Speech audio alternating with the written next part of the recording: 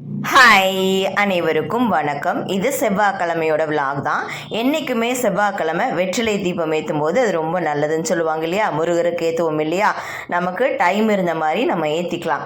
எனக்கு கண்டினியூஸாக ஒற்றைப்படியில் ஏற்றுவாங்க இல்லையா? 11 நாள் லைக் 7 டேஸ்ன்னு ஏற்றுவாங்க இல்லையா? ஆனால் எனக்கு எப்படின்னா, எப்பப்பெல்லாம் எனக்கு டைம் இருக்கோ அந்த டைம்லலாம் செவ்வாய்க்கிழமை நான் ஏற்றிப்பேன்.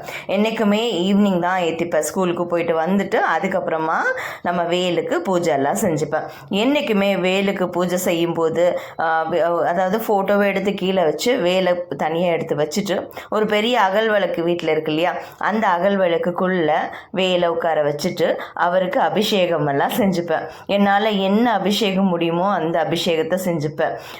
மஞ்சள் அபிஷேகம், சந்தன அபிஷேகம், அப்புறமா பால் அபிஷேகம்.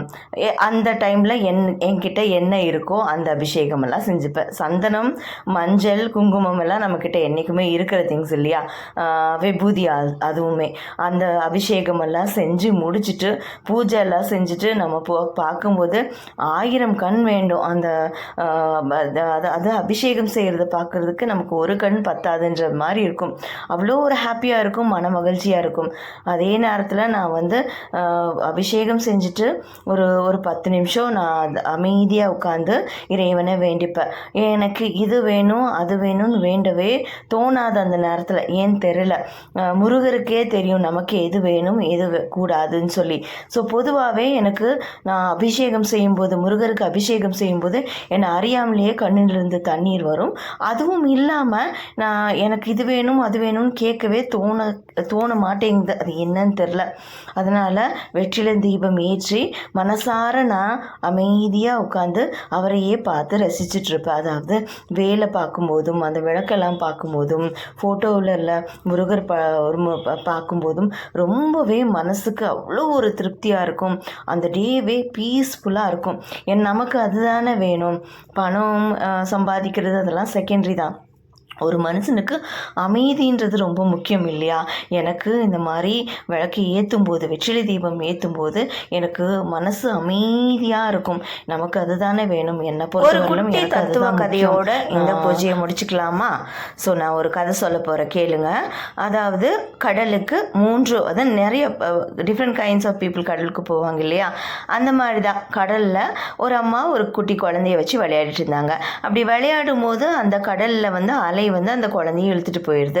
உடனே அந்த அம்மா என்ன செய்கிறாங்க, அந்த கடலுக்கு சாபத்தை கொடுக்குறாங்க, நீ நாசமா போன்னு சொல்லி. அதே மாதிரி அந்த கடலில் இன்னொரு வகையான மனிதர்கள், எப்படின்னா மீனவர்கள் மீன் பிடிக்க போகிறாங்க. அங்கே அந்த மீனவருக்கு அந்த டே நிறைய மீன் கிடைக்குது. மீனவர் என்ன சொல்கிறான்னா, கடல் அன்னைக்கு என் மனமார்ந்த நன்றின்னு சொல்கிறாரு.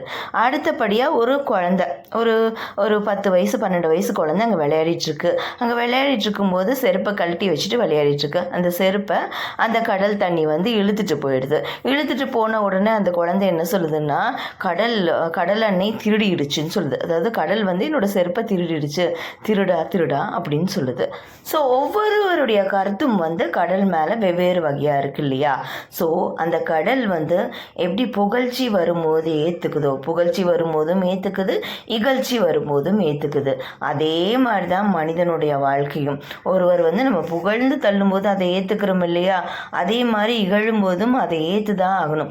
வாழ்க்கையில் ஏற்றத்தாழ்வு இருக்கும். ஏற்றத்தாழ்வுன்றது வேற, இகழ்ச்சி புகழ்ச்சின்றது வேற.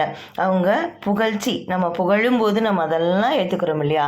இகழும் போதும் அதை ஏற்றுக்கலாம். கடல் போல் நம்ம குறைஞ்சு